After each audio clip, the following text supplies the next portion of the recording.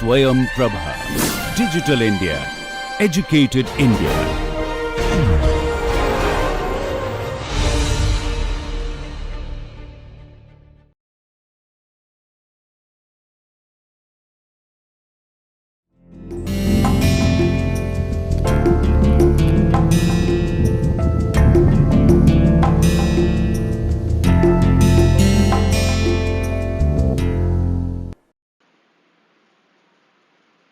Namaste. We move forward with our discussion on Module 1, What is Economics? And in this lecture, we'll carry forward our discussion on making decisions and we'll also have a look at interactions. So let us begin with a summing up of what we saw in the previous lecture. In the last lecture, we discussed about how we make decisions. How does a person make decisions and how does a society make decisions? And we surmised certain points about it. The first one being that people and society face trade offs. So, whether it is at the level of an individual or it is at the level of the society, there are always certain trade offs. Now, what is a trade off? A trade off is something that because your resources are limited, you can use your resources to get, say, object 1. And if you use your resources to get more and more of object 1, you will get less and less of object 2. So a simple example is that suppose we have two objects, we have ice creams and we have chocolates, and we have a limited amount of money with us. Suppose we have 100 rupees. Now those 100 rupees can be used to get ice cream or they can be used to get chocolates. Now if you spend your 100 rupees only on ice cream, you will get zero amount of chocolates. If you spend your 100 rupees on getting chocolates, you will get zero amount of ice cream. Or you can use your 100 rupees to get some chocolates and some ice creams. So this is a trade-off that we are facing at the level of an individual. Now similarly, society also faces certain trade-offs, primarily in the form of what to produce, how to produce, how much to produce, whom to produce, and so on. So, for instance, the society it can utilize its resources to produce capital goods or it can use it to produce consumer goods. The society can decide that we should put more and more amount of money into defense or it can decide that we should put more and more amount of money into healthcare or education.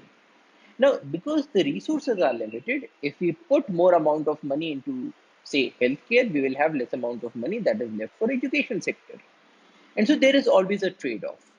So people and society face trade-offs primarily because the resources are limited. Now, because of these trade-offs, we have costs. And costs are defined as what you give up to get something.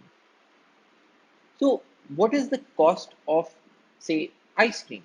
If you are getting a big tub of ice cream for 100 rupees, you can say that we have a cost of ice cream to be 100 rupees. But this cost can also be in terms of, say, time, it can be in terms of effort, it can be in terms of money, it can be in terms of certain other goods.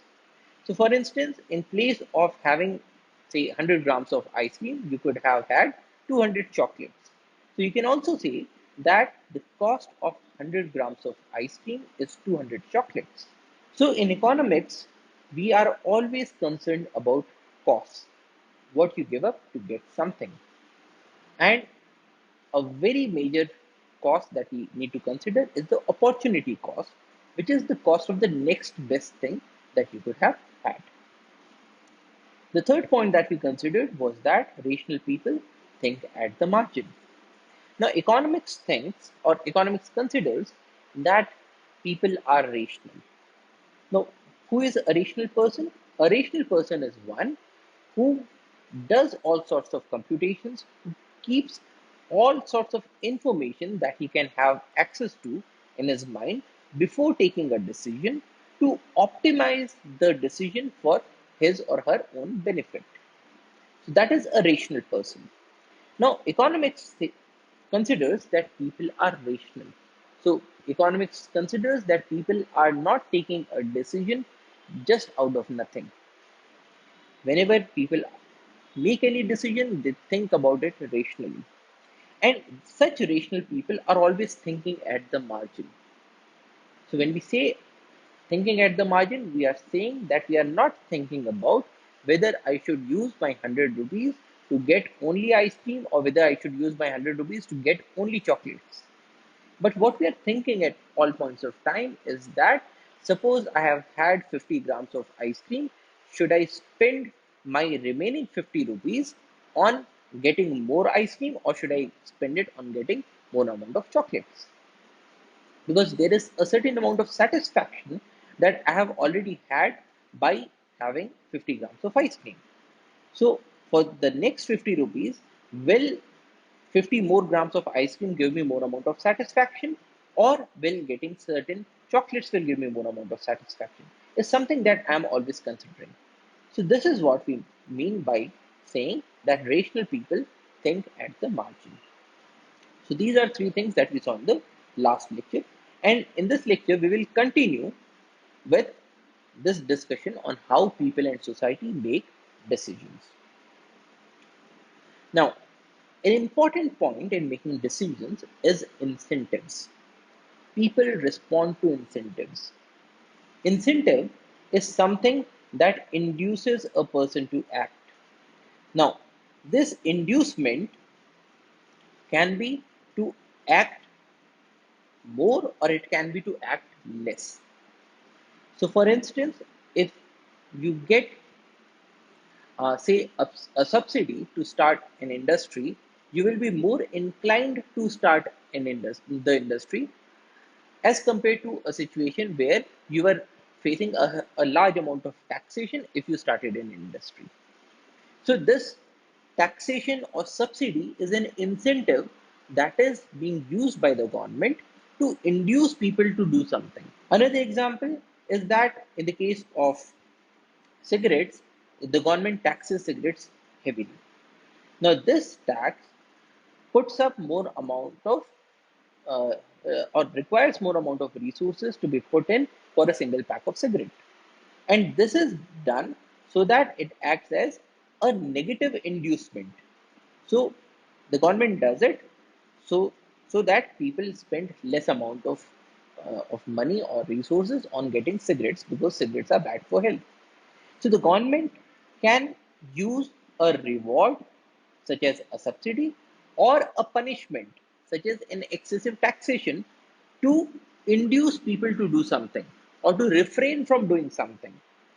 So incentive is something that induces people to act in certain ways. And other examples are practicing hard so that you may win the Olympic gold medal. So the incentive here is the Olympic gold medal. And to get to that incentive or to get to that reward, you are trying to practice more and more. So that is an incentive. Wearing a helmet for the fear of fine. So here the fine is an incentive to induce people to act in terms of wearing the helmet. So incentive is something that induces a person to act. And when we talk about incentives, prices are a very major incentive in the economic system. So prices act as incentives. And how do prices act as incentives? So suppose the price of apples increases. So you are using different fruits, you are using different food items, and out of those food items, the cost of apples has gone up. How will you respond? There will be a certain amount of response. Probably because the apples have gone up in price, you will start to consume less and less amount of apples. Or probably you will, if you are, say, a shopkeeper, you will think that, okay, the price of apples is going up, so let me buy more and more apples and I should store them so that after some time when the price goes up even further, I'll sell them off at a profit. So the price of apples is acting as an incentive for a consumer to have less and less, to consume less and less, and for a seller to hoard more and more. So suppose the price of apples increases, the consumers may try to reduce their apple consumption by, say, shifting to other fruits. So you might say, okay, the price of apples is more, I'll consume less amount of apples, I'll have more amount of oranges.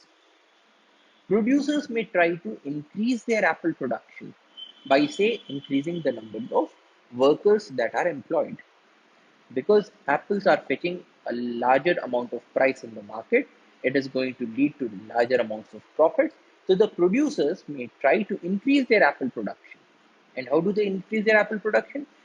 By increasing the number of workers employed, or say by getting newer machinery, or say by putting more and more amount of their land into apple production. So these are the kinds of responses that we are seeing just because the price of apples has gone up. So the price in this case has induced persons, both the consumers and the product and the producers, to act, and so price is an incentive in this example. So what we are saying here is that incentive is something that induces people to act, and prices in the economic system are very good incentives. Now let us look at another example. There is a rise in the price of crude oil.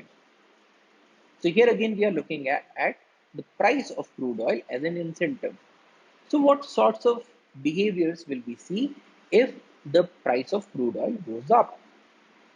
So here are some news articles relating to the price of crude oil and how people shift their actions. So the first one is fuel price impact daily use items like soap, shampoo, biscuits to become 5 to 8% more expensive. So what is happening here is that because the price of crude oil has gone up, so a number of articles that require crude oil or its products for their manufacturing, say plastics, or for say energy use, which includes a number of other consumer goods. So the price of plastics will go up, the price of energy will go up, the price of transporting things will go up. And when all these prices go up, ultimately the price of the final produce will also go up. So this news article is saying that the fuel price impact is likely to make soap, shampoo, biscuits, and other consumer goods more expensive.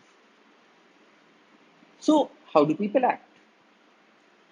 This news article says big rise in South Africans turning to credit as high fuel prices and cost of living bites. So one response is that I have less amount of money, but I want to maintain the same amount of consumption, so I'll have to borrow this money from somewhere.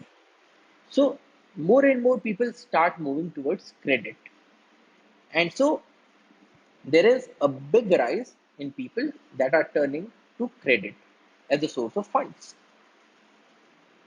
Another thing is that the rising fuel prices could increase the mobile phone bills, because here again the mobile phones towers, they are fueled by, say, a diesel generator or by electricity, and the price of diesel will go up, the price of electricity will also go up.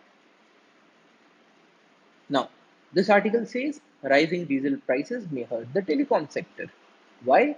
Because they, the cost of providing this service of telecommunications is going up because of the increase in the price of crude oil. So, if there is an increase in your cost and there is not a corresponding increase in your selling price, so your profits will take a hit. So this says that rising diesel prices may hurt the telecom sector. So how will this telecom sector respond? Probably, if it was having certain plans of expanding, it will put the expansion plans on hold. Or probably it will even try to curtail its operations in certain areas where it is not getting sufficient amount of profits. So here again, the price of crude oil is acting as an incentive. Rising fuel prices are affecting Swiggy, Zomato's delivery fleet, Ola, and Uber drivers. Because here again, the cost of providing the service is going up. This next article says Uber and Ola drivers go on strike, demand higher fares for rising fuel costs. So the increase in the price of crude oil is now incentivizing Ola and Uber drivers to go on strike, because they are seeing that their profits are going down. And In these situations, they would demand higher fares for the rising fuel costs. Another thing that will come up is that people will start giving you a number of suggestions on how to manage your household budget in the times of rising prices. Because we saw here that because of increase in the price of the crude oil, the cost of shampoo, biscuits, and soaps and other things is also going up. So another action that has been incentivized is that people who are experts or who are ready to give you suggestions on how to maintain your household budget, they will come forward. And what sorts of suggestions will they say? They are asking to track every expense, lower the unnecessary expenses. So when the price is going up, the amount of consumption will go down. Try to raise income. So people will start to look for other sources of income. Go for lifestyle changes because the price is going up and your lifestyle cannot be supported by the same amount of income that you had. So you should try to change your lifestyle so that you are able to accommodate with lesser amounts of stocks. Lower the debt outflow because nobody knows how long this fuel rise will go up. Another thing that we'll see is rising petrol and diesel prices to give states windfall gain of rupees 227 billion. Now, what this is saying is that because the price of petrol and diesel have gone up, so the amount of money that the government will get in the form of taxes will also go up. Now, so far we have seen that when the prices of crude oil are going up, it is acting as a disincentive for a number of people because their cost of living is going up. But in the case of certain governments, this might even lead to more and more amount of money that is coming up in the form of taxes. So what will government do in these situations? The government will use this money for say certain activities. So the government may come up with a new program of infrastructure expansion, or the government will come up with a new program of providing money to people or of providing food grains to people so that people are also better off. So rising petrol and diesel prices to give states windfall gain of rupees 227 billion. Other kinds of impacts are furious French drivers to block roads in fuel price protest.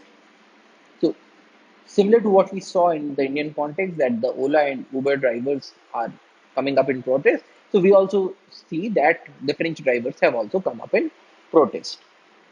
What happens then? This is another news. Paris police used tear gas, water cannons as protests against rising fuel taxes turn violent. So a rise in the cost of living is now leading to violence. Then rising gasoline prices push Macron popularity down. Now this news article is saying that the popularity of the president is going down because he is not able to uh, control the prices. So this is another impact of the rise in the price of crude oil. Then it says France protests, PM Philippe suspends the fuel tax rises. So the government has now been induced to act. The government has been induced to lower the taxes so that the price of fuel comes down.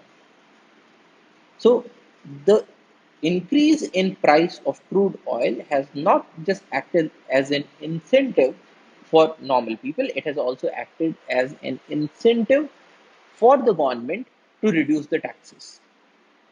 So this is what we are seeing here. The Prime Minister is suspending the fuel tax rises. Another impact is French fuel price revolt boosted ethanol use, say industry officials. Now, what we are seeing here is that when the price of crude oil is going up, the price of petrol and diesel are going up. So now people are shifting towards alternatives. Now, one such good alternative is blended petrol. So in the case of blended petrol, the petrol is mixed with certain amounts of ethanol, which is ethyl alcohol. Now, because the price of petrol has gone up, so now people are shifting to add more and more amount of ethanol and to shift towards a blended petrol. So this is another act that has been induced because of the price rise, the ethanol is going up. Next news article says SUVs have become classier, but here is the big bump on the road: rising fuel prices. Now, what this news article is saying is that people normally go for large sized vehicles such as the SUVs or the sport utility vehicles. So they have become classier, but then because they are of a large size, they have a large amount of weight, so they are not that fuel efficient. And when the cost of fuel goes up, when the cost of petrol and diesel goes up, then there is an incentive for people to shift away from these petrol or diesel guzzling vehicles. So here it says that there is a big bump on the road, which is the rising fuel prices. So now people will shift away from these SUVs, which are not that fuel efficient. So this is another activity that has been induced by a rise in the crude oil prices. So what will be the impact? So people are now shifting away from the SUVs. People do not want to have a vehicle that is putting a big strain on their budget. So what happens? The sale of automobiles goes down. So this news article is saying price hikes and rising fuel rates slow September auto sales.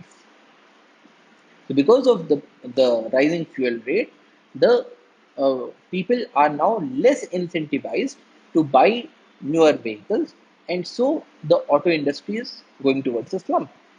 Now, when such a thing happens, the auto industry might respond by, say, shifting to different category of vehicles, or probably by laying off people.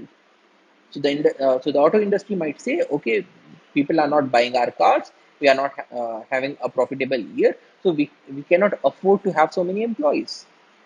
Or the auto industry can say that, okay, people are not buying these sorts of vehicles. Why do not we give them an alternative? Why don't we give them certain vehicles that are more fuel efficient, that people might be more ready to buy? So, this is another impact that we are seeing because of increase in the price of the crude oil. So, this news article says weak consumer sentiment, no festival cheer for car makers on rising fuel cost and interest rates. So this is from November 2018. So November is typically the time when we have festivals like Diwali, and people generally go for a large amount of buying in those seasons. But this news article is saying that because of the increase in the fuel cost and because of increase in the interest rates, people are not buying the vehicles as was projected earlier. So next what happens? Gas prices send surge of riders to mass transit. Now this news article is saying that because people are coming to this conclusion that because of these large amount of fuel prices, we will not be able to afford our vehicle.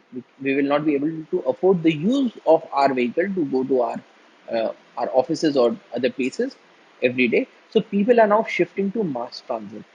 Now, mass transit includes things like railways, roadways, or public buses. Now, this news article is saying that because of increase in gas prices, people are shifting towards mass transit. So, the gas prices are acting as an incentive for people to act in a certain manner, and in this case, the action is to ditch their personal vehicles and to shift to public vehicles.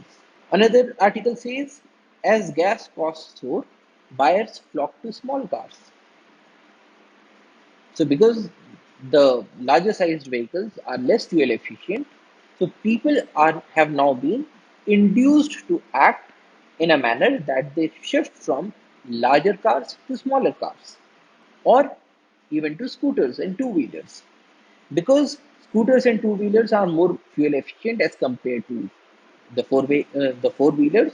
So if the the the crude oil price rises, then people will shift from cars towards scooters.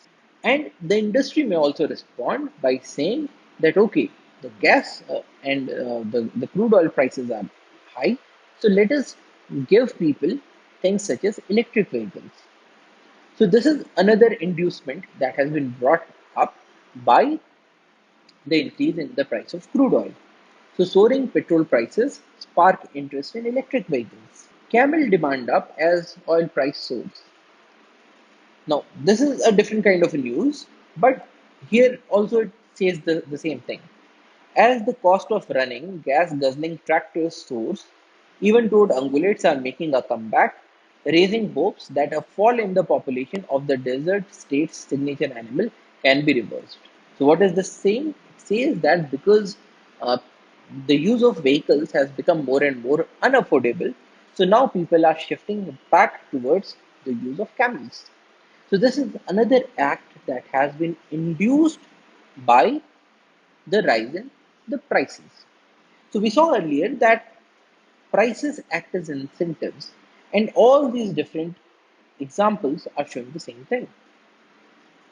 Another one says that Indigo faces rough flight as rising fuel costs and price war hurt.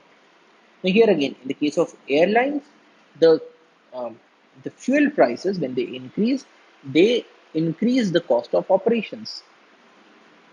And this news article is saying that the airlines Indigo is now facing a rough time because of the increase in the fuel costs.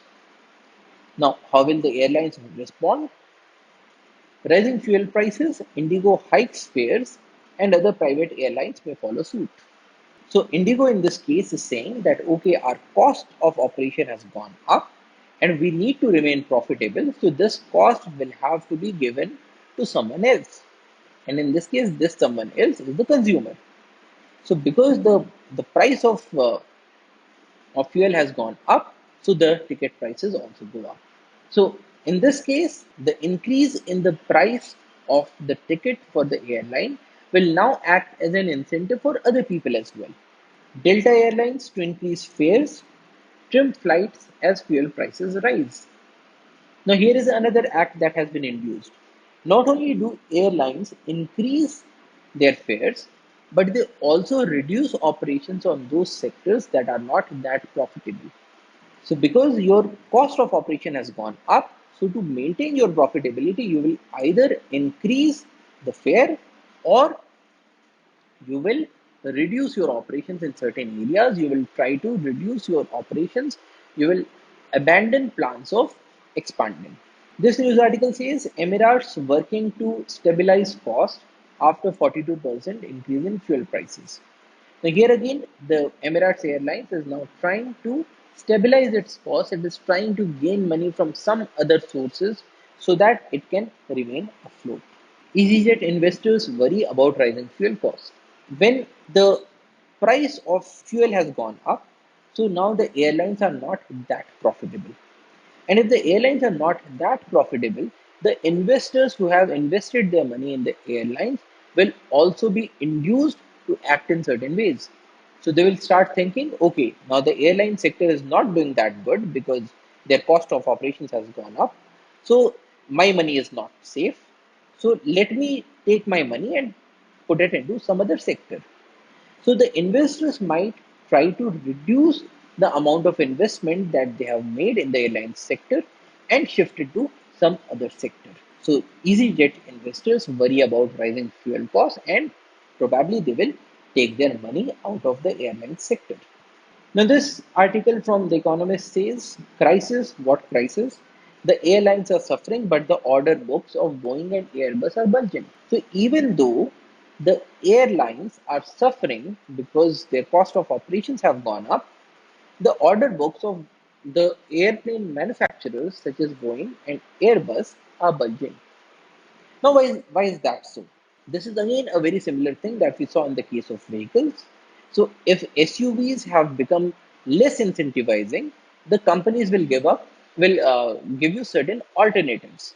So they will give you electric vehicles or they will give you small sized vehicles. Now, similarly, when the price of fuel goes up, the the industries that are making the aeroplanes, they will give the airlines certain alternatives. These would be certain aircrafts that are more fuel efficient. And so, when these companies give you an alternative which is more fuel efficient, more and more airline companies will flock towards these newer models. And so, the order books of Boeing and Airbus are bulging because everybody now wants to have these aeroplanes that are more fuel efficient. So, this is another act that has been induced by the increase in the price of the crude oil, that it is now inducing the industries that make the aircraft, such as Boeing and Airbus, to come up with newer alternatives of aeroplanes or aircrafts that are more fuel efficient. Now, this article says how rising crude prices will impact Indian oil industry. Upstream oil firms could face a higher subsidy burden, while any government move to cap prices will hurt the margins of downstream companies. Now, this article says that in the case of the petroleum industry, you have certain upstream oil firms and certain downstream oil companies. Now, the upstream oil companies are those that are either extracting this crude oil from the earth, or they are those industries that are buying this crude oil from other nations. And the downstream companies are those that are using this crude oil, processing it, and selling off things like petrol, diesel, kerosene, LPG, and so on. Now, this article is saying that the upstream oil firms could face a higher subsidy burden because the the price of crude oil is now going up, which means that the product that they are selling has increased in its price. So their profits might go up. Whereas the downstream companies, because crude oil is a raw material or a resource for these companies, and they are selling off other things such as petrol and diesel. So if the price of petrol and diesel also increases commensurate with the increase in the price of the crude oil, then these downstream companies will remain afloat. But if the government tries to reduce the prices of petrol and diesel, then these companies might take a hit. So, different players in the oil market will respond in a different manner. The upstream companies will respond differently, and the downstream companies will respond differently. So, what will be these sorts of responses? Refiners look at cutting inventory as oil prices rise. Now, refiners are the downstream players. So, what they are doing is they are trying to cut the inventory. So, they they are trying to reduce the amount of crude oil that they are purchasing, and they are using more and more of their inventory, the stocks that they already have, because they do not want to put more money into crude oil at a time when the price of crude oil is already high. So the refiners must pay for their crude oils in dollars, and the soaring import costs are becoming a headache. So in this case, this news article says that the refiners are trying to cut the inventory, whereas the upstream players will try to increase the fuel storage. Why? Because this is a time when the crude oil prices are going up.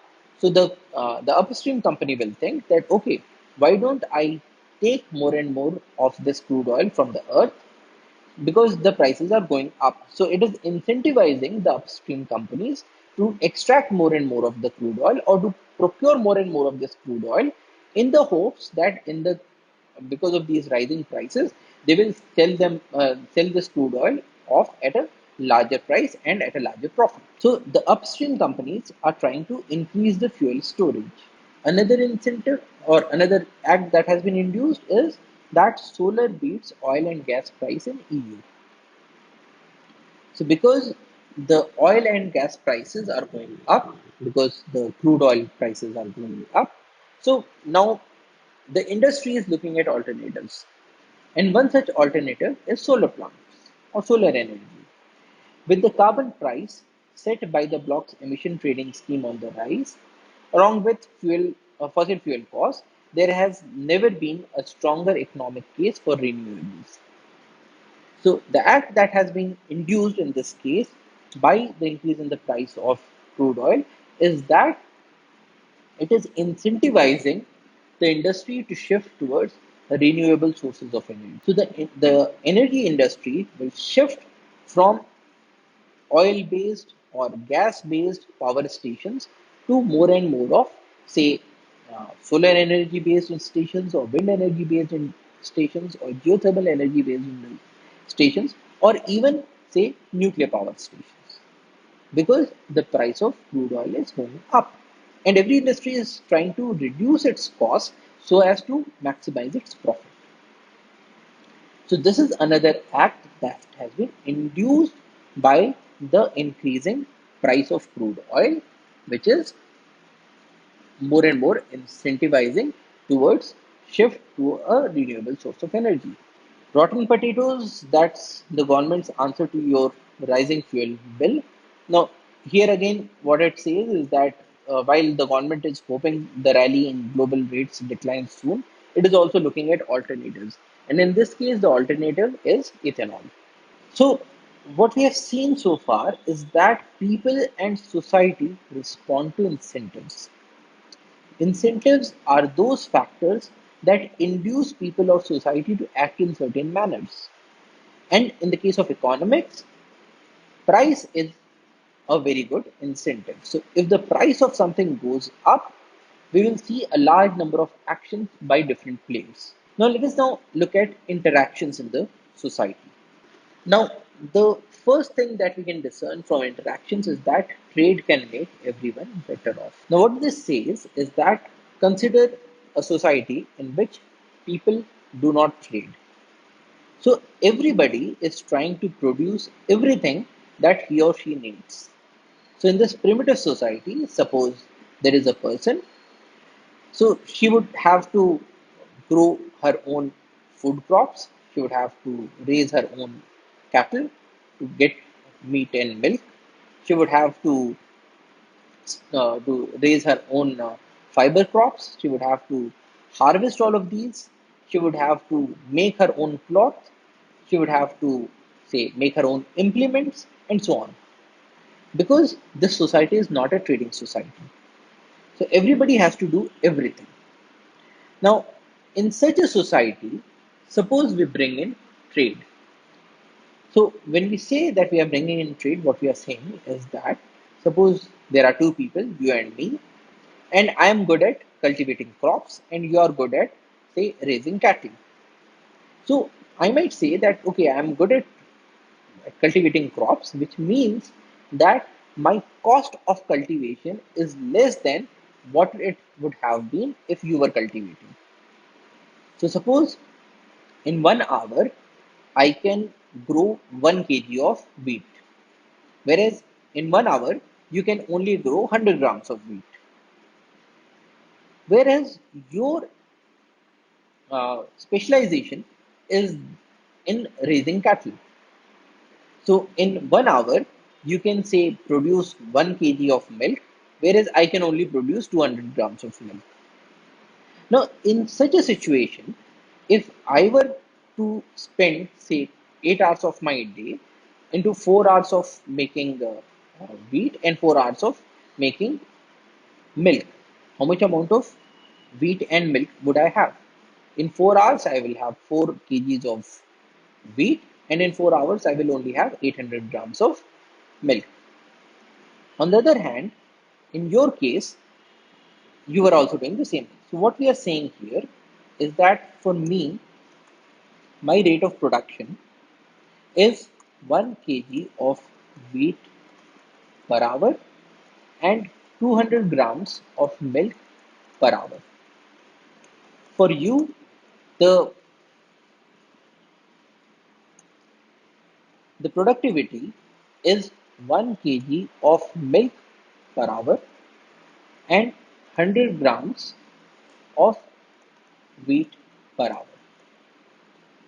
Now, suppose in the first case, case 1, both of us are devoting 4 hours for wheat and 4 hours for milk.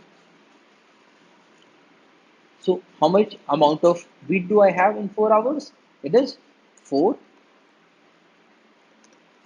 times 1 kg is 4 kg of wheat, and 4 times 200 grams, which is 800 grams of milk. Whereas you, in 4 hours, you have made 4 into 1 kg, which is 4 kg of milk, but only 4 into 100 grams, which is 400 grams of wheat. So, this is the first case in which we are not trading. You are producing both wheat and milk for your use, and I am also producing wheat and milk for my own use. And both of us are devoting 8 hours into these activities. Now, let us look at the second case. So, case 2 is with trading. So, in this case, what I do is because I can make more amount of wheat per hour as compared to you. So let me use all 8 hours to make wheat only.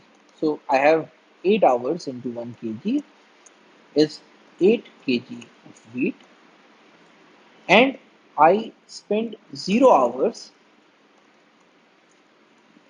for milk, which gives me 0 gram of milk. In your case, you are using 8 hours to make milk. So you get 1 kg of milk per hour. So you have 8 kg of milk, and you spend 0 hours to make wheat. And in this case, you have 0 grams of wheat. Now, in the first case, the total production in the society was 4 kg of wheat and 400 grams of wheat, which is 4.4 kg of wheat, and 4 kg and 800 grams, which is 4.8 kg of milk. So this was the total production in the society in case 1. Whereas in case 2, we will have total production in society is 8 kg of wheat and 8 kg of milk. So what we are seeing here is that if both of us were to do only those things that we had a certain amount of specialization in, then we would be able to produce more amount of resources with the same amount of input. So in the first case, you were working 8 hours, I was working 8 hours. In the second case also, you are working 8 hours, I am working 8 hours. But in the first case, the total production is less than 5 kg of wheat and less than 5 kg of milk in for both of us combined. Whereas in the second case, it is 8 kg of wheat and 8 kg of milk. Out of this 8 kg, I keep 5 kg with me, and I give you 3 kg to you. What do you do? Out of 8 kg of milk, you keep 5 kg with you, and you give 3 kg to me. Now, at the end of the day, I have 5 kg of wheat and 3 kg of milk. This 5 kg of wheat is what I produced, and I kept with myself. And this 3 kg of milk is what you had given to me. And you have 5 kg of milk and 3 kg of wheat. Now let us compare this situation 5 and 3 with the earlier situation in case 1. So in case 1, you you were only having 4 kg of milk. Now you have 5 kg of milk. So the the total amount of milk that you have is more. Earlier you had 400 grams of wheat, but now you have 3 kg of wheat. So the amount of milk that you have is more than what you had earlier. The amount of wheat that you have is more than what you had earlier. In my case, I have now 5 kg of wheat, whereas earlier I only had 4 kg of wheat. So the amount of wheat that I have now with trading is more. And similarly, earlier I had only 800 grams of milk, whereas now I have 3 kg of milk. So the amount of wheat and the amount of milk that I have now is more than what I had if we had not traded. So what we are trying to emphasize here is that because of trading, your amount of milk and wheat has gone up, and my consumption of milk and wheat has also gone up. So you are in a more beneficial position, and I am also in a more beneficial position. So trade is something that can make everyone better off. And why does that happen?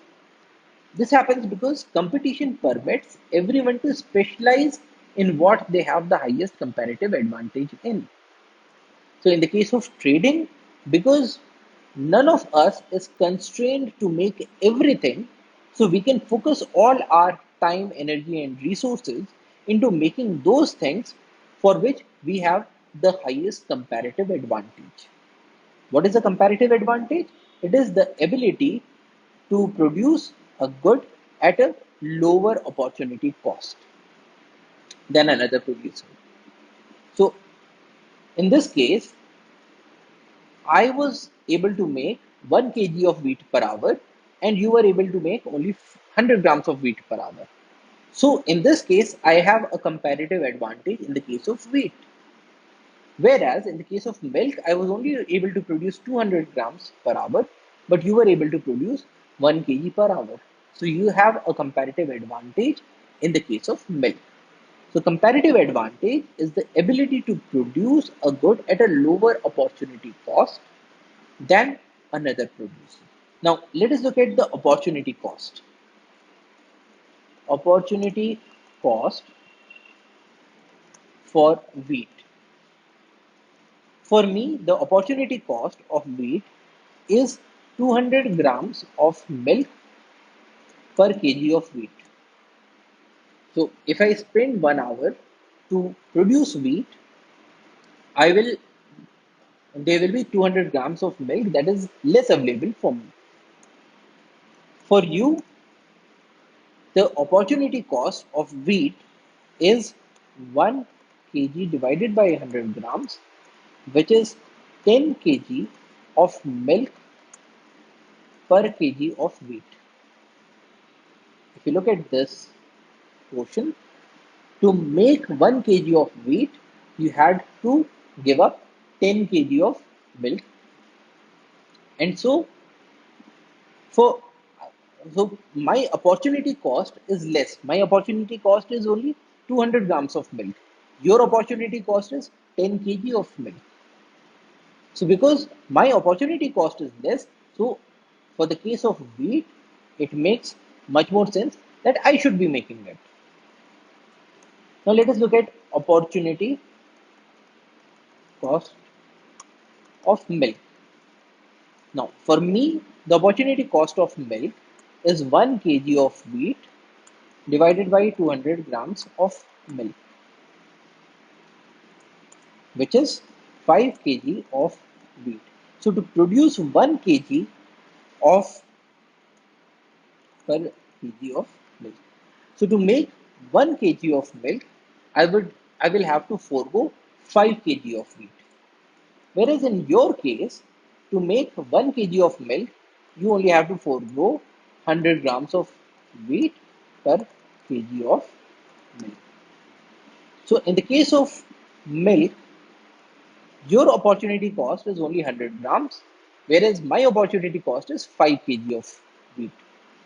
So you have a comparative advantage when it comes to milk, and trading would say that you should concentrate more and more of your time and resources in producing milk because you have a comparative advantage in producing milk, whereas I should spend more and more amount of time, money and resources into production of wheat because I have a comparative advantage. Now if both of us focused on what we had a comparative advantage in, the society would benefit because all the things will be made at the least possible cost. So competition permits everyone to specialize in what they have the highest comparative advantage in. Now, when you are only producing milk and I am only producing wheat, it also leads to an increase in efficiency. Now, efficiency is the property of society getting the most it can from its scarce resources. Now, in this case, the resource is time. So, the society, which only comprises of you and me in this example, has only 8 hours for you and 8 hours for me. And earlier, the society was able to produce 4.4 kg of wheat and 4.8 kg of milk. Whereas now the society is able to get 8 kg of wheat and 8 kg of milk. So what is happening is that the efficiency of the society has gone up. For one day, or in one day, earlier it was only getting 4.4 kg of wheat and 4.8 kg of milk. Whereas now it gets 8 kg of wheat and 8 kg of milk. So the efficiency has gone up for the society as a whole. At the same time, specialization and efficiency reduce prices, benefiting the consumers. So, because there is a specialization, you are only focusing on one thing, I am only focusing on one thing. The efficiency has gone up. So, this ultimately benefits the consumers as well because they will be able to get all the resources at the lowest prices. In this example, both of us are both the producers as well as the consumers, but we can extend this example to the actual society as well. And people can get different items at reduced prices through trade as against different items at high opportunity cost when not trading. Thus, trade increases welfare. So, when we talk about interactions in a society, economic interactions in a society, we need to remember that if there is trading in the society, then everybody is much more well off as compared to a situation when there was no trading. So, trade makes everyone better off. But how do we trade? In this example, because there are only two people and there are only two things, so it is easy for both of us to sit down and negotiate that okay, I will give you 3 kg of wheat and you will give me 3 kg of milk. But then in the case of a larger society, all the different producers and all the different consumers cannot sit together. And so we come up with the concept of market. Markets are usually a good way of organizing economic efficiency. Market economy is an economy that allocates the resources through decentralized decisions of many firms and households as they interact in the market for goods and services. What is a market economy? It is an economy that allocates resources. In this example, the resource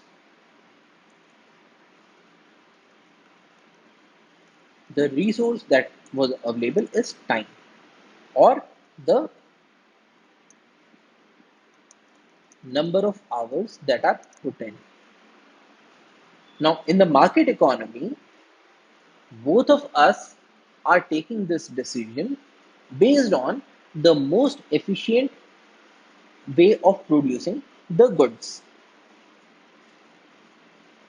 An economy that allocates resources, in this case the time, through decentralized decisions. Now, why are these decentralized decisions? Because there is nobody who is telling us that we should be doing this. It is just you and me who are sitting together and deciding that I should make more and more of wheat, you should make more and more of milk. The government is not telling us that, or there is no person outside of you and me, outside of the producers and the consumers, that is deciding on how much amount of resources should be allocated. So this is a decentralized decision. So the market economy allocates resources through decentralized decisions of many firms and households. In this case, there were two producers, you and me, and there were two consumers, you and me. In the case of a larger society, a larger market, there will be a number of firms and households, and they will all interact together in the market. And there are two kinds of markets for goods and markets for services. And when all these decisions are happening in a decentralized manner through interactions, then we say that this is a market economy. Now, markets are a good way of organizing economic activity efficiently because, in the case of markets, prices and self interest guide decisions, which leads to a large autonomy. Now, in this case, when we were talking about wheat and milk, we were not taking this decision based on, say, a benevolence. So I was not thinking that, okay, you should benefit and so you should be doing such and such things. You were not thinking about me. Both of us were thinking about ourselves only. So I was thinking that that without the trading, I was getting 4 kg of wheat and 800 grams of milk. With trading, I will get more amount of wheat and more amount of milk. So this interaction or this specialization is beneficial to me, and this is why I am ready to get into this arrangement. So this is for my own benefit, for my own good. Similarly, in your case also, earlier you were only getting uh, you are only getting 4 kg of milk and 400 grams of wheat, whereas now you get 5 kg of milk and 3 kg of wheat. So it is good for you, and because of this reason, you are getting into this arrangement. So in the case of market, the prices and the self-interest is guiding the decision. So a market ensures that because both of us are benefiting, so we will wholeheartedly participate in this decision. This is There is a large amount of autonomy that we have because nobody is forcing us to take this decision. We are taking this decision out of our own sweet will. Market prices reflect the value of good to the society and also the cost to the society in making that good. The value of the good and the cost of the good is reflected by the market prices. What we saw here was that this is the market price, and this is reflecting both the value of the product, because in the case of uh, wheat, I will think that okay, for making wheat, I need to give up 200 grams of milk, and this is also the cost that I'm putting in. Similarly, you can also have um, an indication of the value and the cost to you. So for you, the cost of milk is 100 grams of wheat, whereas in my case, the cost of milk is 5 kg of wheat. So in this case, what will happen is that my value for milk is much greater. My value of milk is 5 kg of wheat. Your value of milk is 100 grams of wheat. So because I value milk much more than you do, so if you give milk to me, uh, it will uh, it will benefit me much more than it will harm me. And this is also giving me an indication of the cost. So looking at the value and the cost through prices, both of us can make a rational decision. There is an automatic transfer of information regarding demand and supply. Why is it automatic? Because if the price of something is going up, it means that the demand is going up or the supply is going down, as we saw in the case of the market for crude oil. So if the price of crude oil is going up, it is also telling us that the supply is less, because of which the information gets passed on to both the producers as well as the consumers. So the consumers will use this information to reduce the demand by using less and less amount of the products of crude oil, such as petrol, by shifting to say more fuel efficient vehicles, or shifting to say renewable energy. Whereas to the producers, it will give the information that the supply needs to be increased. And market's invisible hand leads firms and consumers to desirable outcomes as against a central planner making the decisions. So here it is important to note that if we think about a central planner, the central planner will also have a dearth of information, and it will also have a dearth of the resources to process the information. In the case of a market, because the decisions are happening automatically, the information is getting processed automatically, so it is much more efficient. So, to sum up, we saw that in making decisions, people and society face trade offs, which lead to cost. Cost is what you give up to get something. We also saw that rational people think at the margin, people respond to incentives, and we also looked at interactions that trade can make everyone better off, and markets are a good way to organize economic activity. So, this is a summing up of what we have seen so far, and that's all for today. Thank you for your attention. Jai Hind.